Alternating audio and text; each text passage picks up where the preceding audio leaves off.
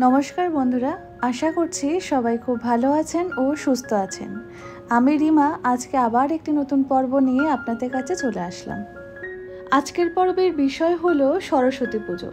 সরস্বতী পূজা হিন্দু বিদ্যা ও সঙ্গীতের দেবী সরস্বতী আরাধনাকে কেন্দ্র করে অনুষ্ঠিত একটি অন্যতম প্রধান হিন্দু উৎসব। শাস্ত্রের বিধান অনুসারে মাঘ মাসে শুক্লা পঞ্চমী তিথিতে সরস্বতী পূজা আয়োজিত হয়। তিথিটি শ্রী পঞ্চমী বা বসন্ত পঞ্চমী নামেও পরিচিত। উত্তর ভারত, পশ্চিমবঙ্গ, উড়িষ্যা, নেপাল ও বাংলাদেশে সরস্বতী পুজো উপলক্ষে বিশেষ উৎসাহ ও উদ্দীপনা পরিলক্ষিত হয়। তাহলে বন্ধুরা, চলুন দেখে নেওয়া যাক আজকের পর্বের বিষয় কি কি রয়েছে। আজকের পর্বে প্রথমেই রয়েছে এবছর অর্থাৎ 2025 সালে সরস্বতী পুজো কবে পড়তে চলেছে। পঞ্জিকা অনুযায়ী পঞ্চমী তিথি কখন শুরু হচ্ছে এবং কখন শেষ হচ্ছে।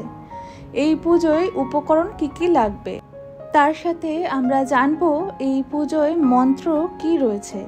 এর পাশাপাশি আমরা জানব এই পুজোর দিন কি কি কাজ করা উচিত ও কি কি কাজ করা উচিত নয়। তাহলে চলুন বন্ধুরা, আর বেশি দেরি না করে ভিডিওটি শুরু করা যাক। হিন্দু পঞ্জিকা অনুসারে এই উৎসব প্রতি বছর মাঘ মাসের পঞ্চম দিনে অর্থাৎ পঞ্চমী তিথিতে পালন করা হয়। মা সরস্বতীকে শিক্ষা দেবী হিসাবে বিবেচনা করা হয়। এবছর অর্থাৎ 2025 সালে সরস্বতী পুজো অনুষ্ঠিত হতে চলেছে 2রা ফেব্রুয়ারি 2025 রবিবার। পঞ্চমী তিথি শুরু হবে 2 ফেব্রুয়ারি 2025 সকাল 9টা 15 মিনিট থেকে এবং পঞ্চমী তিথি শেষ হবে 3 ফেব্রুয়ারি সোমবার 2025 সকাল 9টা 50 মিনিটে। সরস্বতী পুজোর শুভ মুহূর্ত শুরু হবে 2 ফেব্রুয়ারি 2025 সকাল 9টা 16 মিনিট থেকে দুপুর 12টা 35 মিনিট পর্যন্ত। স্থিতিকাল থাকবে 3 ঘন্টা 18 মিনিট। সরস্বতী পুজো উপকরণ হিসেবে প্রয়োজন হয় জলভর্তি ঘট, অম্রপত্র, পান পাতা, হলুদ, কুমকুম, চাল, সাদা ও বাসন্তী রঙের ফুল মালা।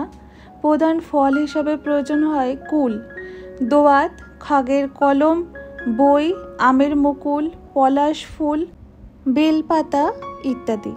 এই পুজোর মন্ত্রটি হলো ওম জয় জয় দেবী চরাচর সারে কুচযোগ শোভিত মুক্তা হারে বীণা রঞ্জিত পুস্তক হস্তে ভগবতী ভারতী দেবী নমস্তুতে। ওম সরস্বতী মহাভাগে বিদ্যে কমললোচনে বিশ্বরূপে বিশালাক্ষী বিদ্যাং দেবী নমস্তুতে। এবার চলুন জেনে নেওয়া যাক এই পুজোর দিন কি কি করা উচিত এবং কি কি কাজ করা উচিত নয়। বসন্ত পঞ্চমীর দিনে কালো এবং লাল রঙের পোশাক পরিধান করা থেকে বিরত থাকা উচিত। এই দিনে অশুভ কথা কাউকে বলা উচিত নয়। এই গুরুত্বপূর্ণ দিনে মাংস কিংবা অ্যালকোহল গ্রহণ এড়ানো উচিত। আপনার কথা বা কাজ দ্বারা গুরুজন এবং শিক্ষকদের আঘাত করবেন না। বসন্ত পঞ্চমীর দিন হলুদ এবং সাদা রঙের পোশাক পরা শুভ বলে মনে করা হয়।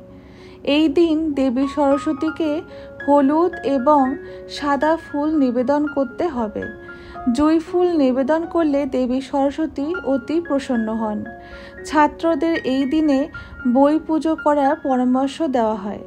বসন্ত পঞ্চমীর দিনে শিল্প সম্পর্কিত বাদ্যযন্ত্রের পূজা করা উচিত। এই সকল কাজের মাধ্যমে দেবী সরস্বতী মাকে তুষ্ট করুন এবং মায়ের কৃপালাভ পান। আজকের এই ভিডিওটি এখানেই শেষ করছি। ভিডিওটি কেমন লাগলো কমেন্ট করে অবশ্যই জানাবেন। ভালো লাগলে লাইক শেয়ার করতে ভুলবেন না। সম্পূর্ণ ভিডিওটি দেখার জন্য অনেক অনেক ধন্যবাদ।